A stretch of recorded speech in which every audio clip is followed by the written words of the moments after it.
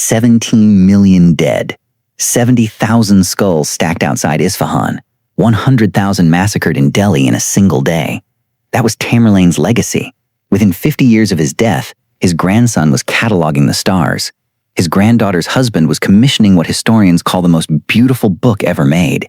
His great-great-grandson would found the Mughal Empire. This is the story of how the bloodiest conqueror in human history accidentally built the conditions for one of civilization's greatest flowerings, and why the men and women who inherited his empire chose beauty over blood.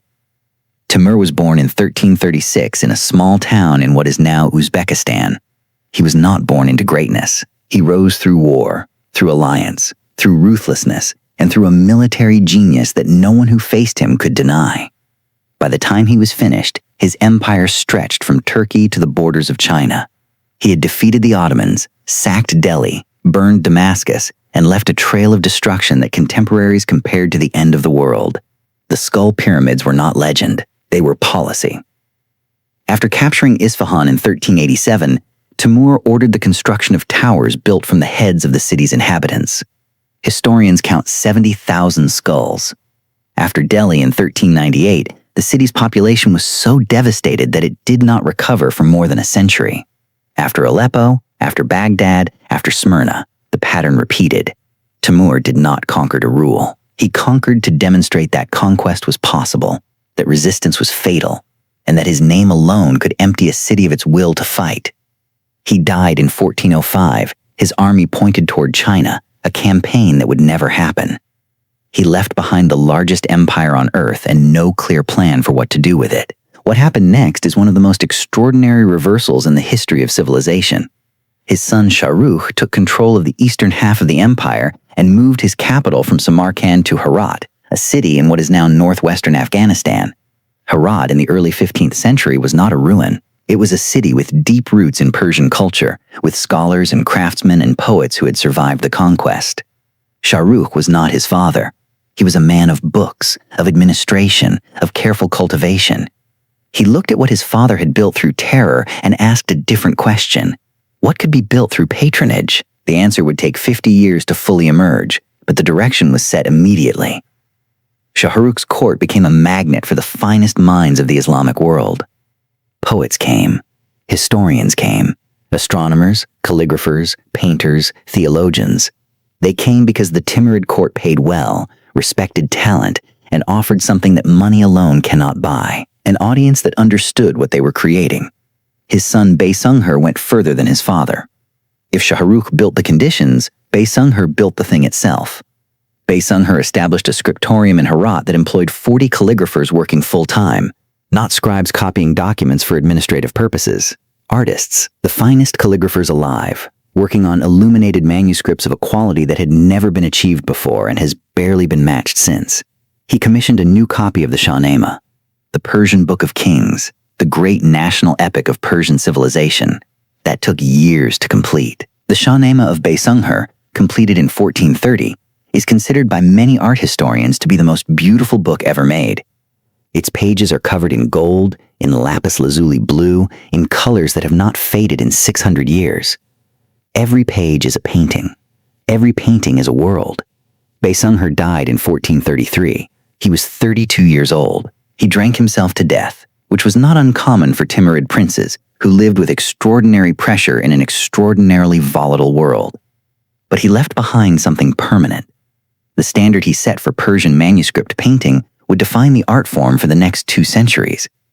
While Baysunghur was building his library, his brother Ulugh Beg was building an observatory. Ulugh Beg was Timur's grandson, Shahrukh's son, and one of the most remarkable scientists of the medieval world. He was not a warrior. He was, by every account, a mathematician and astronomer who happened to rule the city of Samarkand. In 1428, he completed the construction of what was then the largest observatory on Earth, a structure built around a sextant with a radius of 40 meters, designed to measure the positions of stars with a precision that no instrument before it had achieved. What Ulugh Beg produced from that observatory changed the history of science. He and his team cataloged 1,018 stars, measuring their positions with an accuracy of approximately 1 arc-minute. He was correcting errors in Ptolemy's star catalog that had stood unchallenged for 1,300 years. His astronomical tables were used by European astronomers for 2 centuries. When Tycho Brahe in Denmark was building his own observatory in the 1570s, he was working with data that traced back, in part, to a Timurid prince in Samarkand. Ulugh Beg was murdered in 1449 by his own son, Abd al-Latif, who wanted the throne. He had ruled Samarkand for decades. He had built one of the great monuments of scientific history. He was killed on the road to Mecca, dressed as a pilgrim, by an assassin sent by his child. His observatory was demolished shortly after his death by religious authorities who found the study of stars philosophically suspicious. The building is gone. The knowledge is not. Into this world of extraordinary cultivation came Kamaluddin Behzad, the painter who would come to define Timurid art for all time. Behzad was born around 1450 in Herat and trained in the royal scriptorium. He developed a style of miniature painting, small in scale, infinite in detail, that transformed what Islamic art could do. His figures move. His crowds have individual faces. His architectural spaces have depth and light in ways that Persian painting before him had never attempted. European scholars who encountered his work in the 19th century called him the Raphael of the East, and while the comparison oversimplifies both men, it captures something true. Behzad changed the rules of what painting could show. At the same time, in the same city, the poet Jami was writing. Jami produced 99 works in a career spanning decades. He was the last great poet of the classical Persian tradition, a tradition that stretched back through Rumi, through Hafiz, through Sadi. The Ottoman Sultan wanted him at the Istanbul court. Jami declined. He stayed in Herat, working until he died at 78. His poetry was read from Central Asia to the subcontinent. It is still read today. And then the Timurids lost everything. The Uzbek Shaybanids swept in from the north in the early 16th century. The Timurid princes were scattered. Herat fell. Samarkand fell. The great library was looted, dispersed, burned. The observatory was already a ruin. The court that had sustained Behzad and Jami and 100 others simply ceased to exist. But one Timurid prince survived. His name was Babur, and he was the great-great-grandson of Tamerlane. Driven from Central Asia, he spent years in exile before leading a small army into northern India in 1526. At the First Battle of Panipat, he defeated the Lodi Sultanate with artillery and tactics that no one in India had encountered before. He became the founder of the Mughal Empire. Babur was a Timurid in exile, and he knew it. He wrote his own memoir, the Baburnama, which is the first autobiography in Islamic literature, a document of such personal honesty and literary quality that it remains startling to read today. He described the flowers of Kabul with the same attention he gave to the tactics of his battles. He planted the first formal garden in northern India in the Persian style he had grown up with.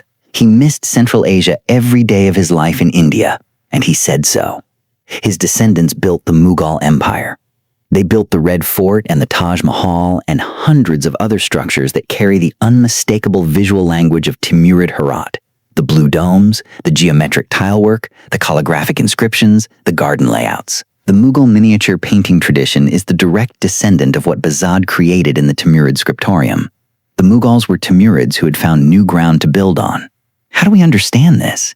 How does the most destructive force in the medieval world produce a dynasty of scholars, astronomers, poets, and painters?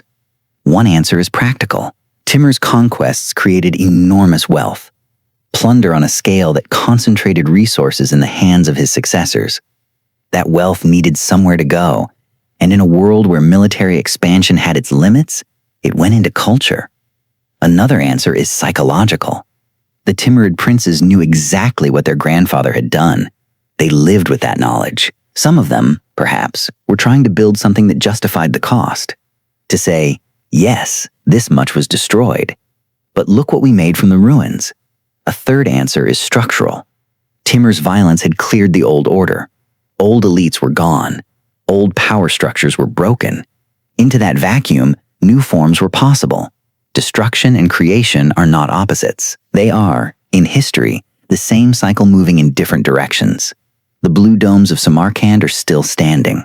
Ulugh Beg's star data is preserved in libraries in Paris and Oxford.